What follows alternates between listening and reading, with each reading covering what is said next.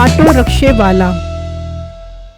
एक वक्त का किस्सा है। किसी गांव में एक मियाँ बीवी रहते थे। ये लोग बहुत गरीब थे।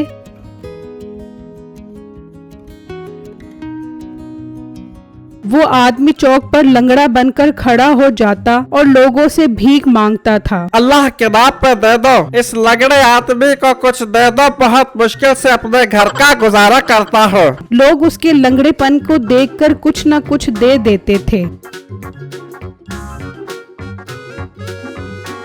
अंकल, तुम किस गांव में रहते हो? मैं साथ वाले गांव में रहता हूँ। अंकल, ये तुम कैसे लंगड़े हो जो दूसरे गांव से चलकर यहाँ आ जाते हो? बेटा, मेरे लंगड़ेपन पर न जा, मैं बहुत मुश्किल से रेंग रेंग के यहाँ आता हूँ, कुछ दे दे बेटा। अच्छा अच्छा, देता हूँ। फिर वो आदमी पैसे देकर वहाँ से चला जाता है। शुक्र है आज की कमाई पूरी हो गई है, अब मैं घर जाता हूँ। वो आदमी मांगे हुए पैसों से गांव की एक औरत के पास कमेटी डाल देता है। एक दिन वो अपनी बीवी के साथ बैठा होता है। आज मैं बहुत खुश हूँ, आज मेरी कमेटी निकलने वाली है। ये तो बहुत अच्छी बात है। आज तो मेरे लिए बुनंजा वालों का सूट भी लेकर आना। नहीं तो पागल तो नहीं हो गई जो मैं तेरे लिए सूट लेकर आऊँ? इतनी मुश्किल से मांग मांग के पैसे जमा किए हैं मैंने। इन पैसों से मैं एक रिक्शा खरीदूंगा और उसे किराए पर देकर घर बैठकर सुकून से कमाइयाँ खाऊंगा। ठीक है, मैं भी तेरे साथ साथ कमाइयाँ खाया करूँगी। फिर वो आदमी कमेटी वाली माई के पास जाता है और उससे कमेटी लेकर रिक्शा खरीद कर आ जाता है। अरे वाह, ये तो बहुत अच्छा रिक्शा है। मुझे तो बहुत खुशी हो रही है कि आपका इतना अच्छा रोजी का जरिया बन गया है। हाँ बेगम, हाँ, बस तू ये रिक्शा अपने बेटे से बचा कर रखे, बहुत गंदी नजर है उसके।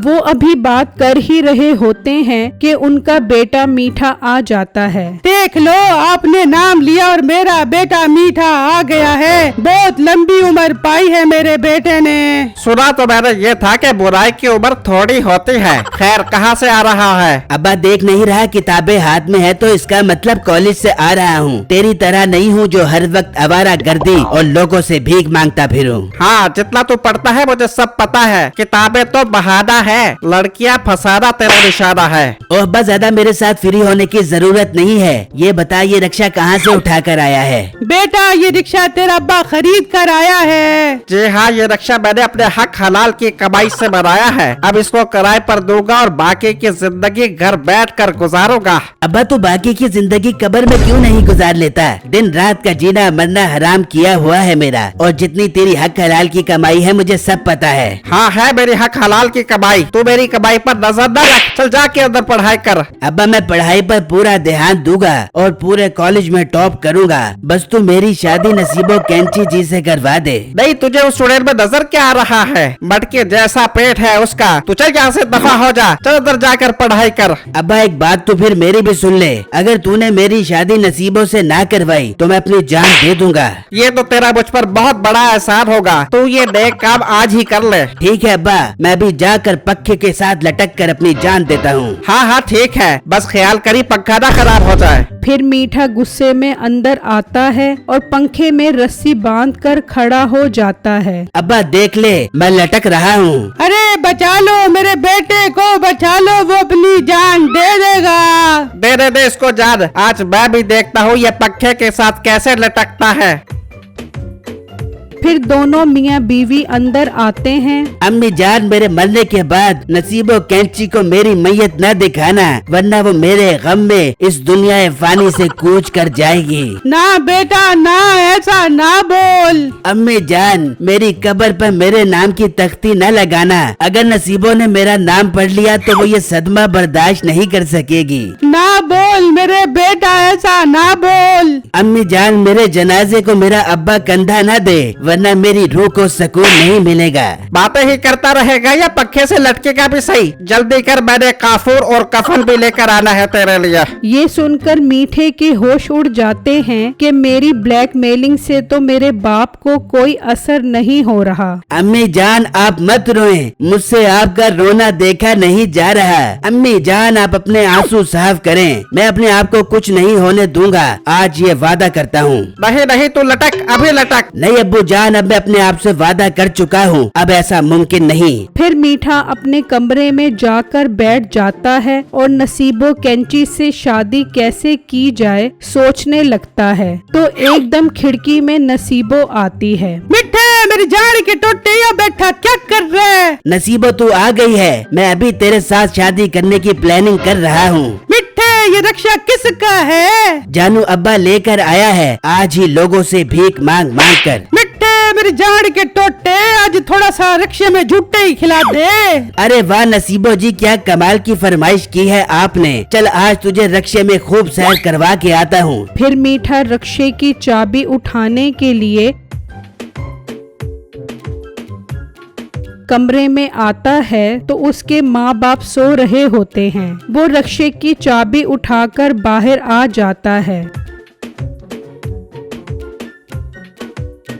चल नसीबो चल, आज तुझे पूरा शहर घुमा कर आता हूँ। मिठे तुझे रक्षा चढ़ाना आता है कि नहीं? अरे रक्षा चढ़ाना कौन सा मुश्किल काम है, बस चाबी लगानी है और इसे रेस देनी है। रक्षा आप ही हमें हमारी मंजिल मकसूद तक पहुँचा देगा। मिठे ख्याल करी कहीं वो मंजिल मकसूद कबर ही ना हो जाबे। तू परेशान की होती है, चल बैठ रक्षे में। फिर वो दोनों रक्षे में बैठ जाते हैं और मीठा रक्षा स्टार्ट करने लगता है। जैसे ही वो गियर लगाता है तो रक्षा जोर से दरख्त में जा लगता है। उसकी आवाज से उसके माँ बाप की आंख खुल जाती है। बेगम ये आवाज कहाँ से आई है? ये तो किसी चीज के टकराने की आवाज है। फिर जब वो बाहर आते हैं तो उसका रक्षा बिल्कुल तबाह हो गया होता है। बेटे तूने मेरा रक्षा तबाह कर दिया। अब्बू जान मैंने इसे तबाह नहीं किया, मैंने तो सिर्फ इसे स्टार्ट किया था। दरख्त से तो ये अपनी मर्जी से जाकर लगा है। बेटे तू पक्के से लटक कर मर क्यों नहीं गया? बेगम तू रस्सी तैयार करके पक्के के साथ लटका, मैं आज ही इसे फांसी दूंगा। नसीबो तू मुझसे शादी करना चाहती है? हाँ मिठे करनी है शादी। इससे पहले कि अब्बा हमें फांसी चढ़ाए हमें क्या करना चाहिए? भाग मिठे भाग, मेरी जान के टोटे भाग। फिर वो दोनों वहाँ से भाग जाते हैं।